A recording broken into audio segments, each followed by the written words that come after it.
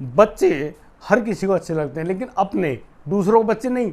लेकिन दूसरों की बीवियां हर किसी को अच्छी लगती हैं, यानी कि दूसरे की जो पत्नी है वो सभी को अच्छी लगती है दोस्तों।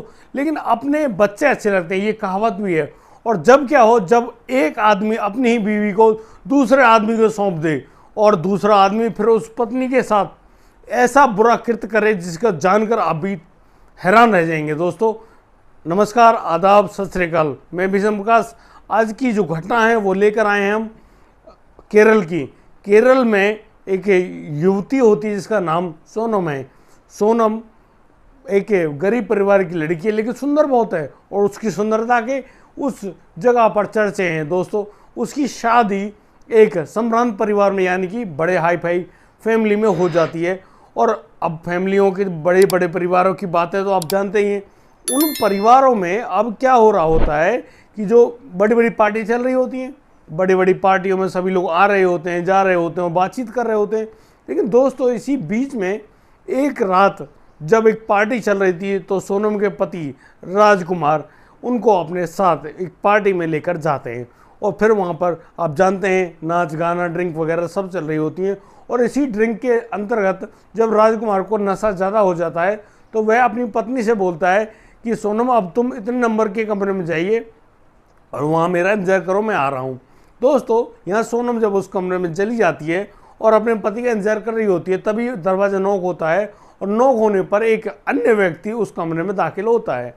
दोस्तों, जो पत्नी है सोनम, वो घबरा जाती है और अपने पति राजकुमार के पास फ़ोन करती है कि आप कहाँ रह गए, आप क्यों नहीं आए।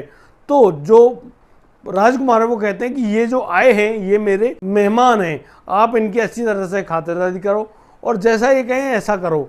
दोस्तों, अब यहाँ पर अच्छा खाना मंगाया जाता है क्योंकि पार्टी चल रही है। उस पार्टी के अंतर्गत खाने पीने का सारा सामान आता है और सभी लोग खा पी रहे होते हैं। यहाँ पर जो सोनम है उस मेहमान के साथ भी खाना खाती है और कुछ ठंडा पेय पदार्थ भी पीती है। दोस्तों, उस पेय पदार्थ को पीने के बाद सोनम को अपने कोई भी हालात याद नहीं होती है कि क्या होना है और वह बेहोश होकर वहीं पर गिर जाती है। और फिर जब उसकी सुबह आंखें खुलती है तो वह पाती है कि उस कमरे में उसका पति राजकुमार है ये। तो वह चौंकते हुए कहती है कि रात क्या हुआ था, मुझे तो कुछ पता नहीं, मुझे तो बड़ी गहरी नींद आई थी और मैं बस सो गई, मुझे नहीं पता क्या हुआ। तो राजकुमार कहता है कि मैं ही तो था तुम्हारे साथ, अरे हमने बहुत बढ़िया रात गुजारी है, ऐसे ऐसे पार्टी करी, ऐसे ऐसे रहे, तुम बड़ी अच्छी लग रही थी, सुंदर थी। और ऐसा कहकर जो राजकुमार है वह अपनी बात को ख़त्म करता है दोस्तों। लेकिन यहाँ सोनम के दिमाग में कुछ और चल रहा होता है। उसको लगता है कि उसके साथ कुछ गलत हुआ है दोस्तों। अब यह जो सोनम है वह अब सिर्फ अपने रडार यानी कि अपने दिमाग को खोल के रखती है और वह सोच रही होती है कि उसके साथ कब क्या हो।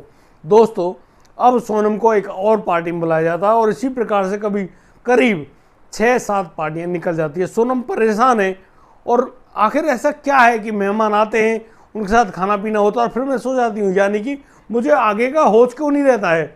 वह अपनी इस जागरूकता को पुलिस तक पहुँचाते हैं और पुलिस को कहती है कि पुलिस, आप मेरी मदद करो, मेरे साथ इतना बुरा कृत्य किया जा रहा है, क्या किया जा रहा है मुझे समझ नहीं आ रहा। तो दोस्तों, जो पुलिस है वह उस जो महिला है यानी कि सोनम की मदद करती है और कहती है कि अब जब कभी भी पार्टी हो तो हमको बुलाना। और अगले ही सप्ताह में पार्टी का आयोजन था। और दोस्तों, उस पार्टी के आयोजन होने में जैसे जैसे सोनम को बताया गया था, सोनम उस कमरे में दाखिल होती है और अब सोनम खा पी रही होती है। उसकी पल पल की खबर सोनम पुलिस को देती रहती है। पुलिस के पास कैमरे लगे हुए होते हैं कमरे के अंदर, जो स्पाई कैमरे हैं, और बस जागरूकता पुलिस की होती है। और यहाँ सोनम के साथ जब उसके वस्त्र निकाल दिए जाते हैं यानी कि बुरा कृत्य करने की तैयारी होती है, तो दोस्तों उसी समय पुलिस वहाँ पर पहुँच जाती है और पुलिस उस व्यक्ति को जब गिरफ्तार करती है, सोनम को एंटीडोट दिया जाता है, उसको होश आता है। तो सोनम यह जानकर हैरान रह जाती है कि उस व्यक्ति के साथ मुझे रात गुजारनी पड़ रही है, यानी कि ये हो क्या रहा है, बहुत ही बुरा है, बहुत ही गंभीर है। और सोनम परेशान थी कि खुद ही पति मेरे साथ इतना बुरा कृत्य कर रहा था, मेरा ही पति, कोई और नहीं। दोस्तों, ये बहुत ही शौक कर देने वाली होती है। लेकिन पुलिस उसी होटल के अन्य अन्य कमरों में भी जाकर ताक झांक करके पूछती है, खोजबीन करती है।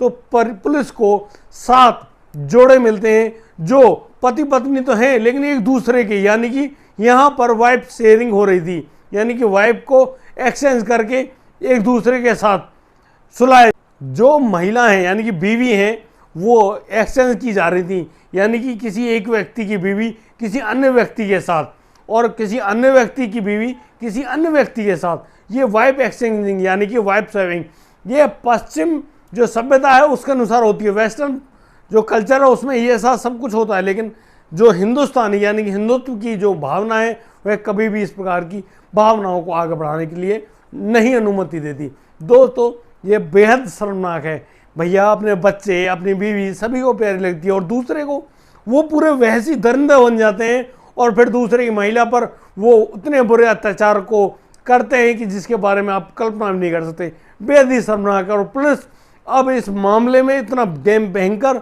और गंभीर कदम उठाती है और पुलिस जांच से पता करती है कि राजकुमार को गिरफ्तार करने के बाद उसके फ़ोन में यानी कि टेलीग्राम और मैसेंजर ऐप के थ्रू करीब 2000 आदमियों का ग्रुप पकड़ा गया है, उसके बारे में जानकारी निकाली गई है। और ये सारे परिवार संभ्रांत परिवार यानी कि हायर सोसाइटी के लोग हैं।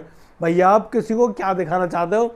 इतना बुरा कृत्य अपनी पत्नियों के साथ ही बेहद शर्मनाक है, इतना शर्मनाक कि शायद आप समझ ना पाएँ। आपको इस प्रकार के कृत्य अच्छे नहीं लगते, ना ही शोभा देते। दोस्तों हमारा मकसद आपको इन घटनाओं को सुनाकर परेशान करने का बिल्कुल नहीं है। हम आपको सावधान सचेत करना चाहते हैं कि जो वेस्टर्न कल्चर यानी कि जो पाश्चात्य संस्कृति है उसको ना अपनाएं, अपने बच्चों को ठीक ढंग से रखें।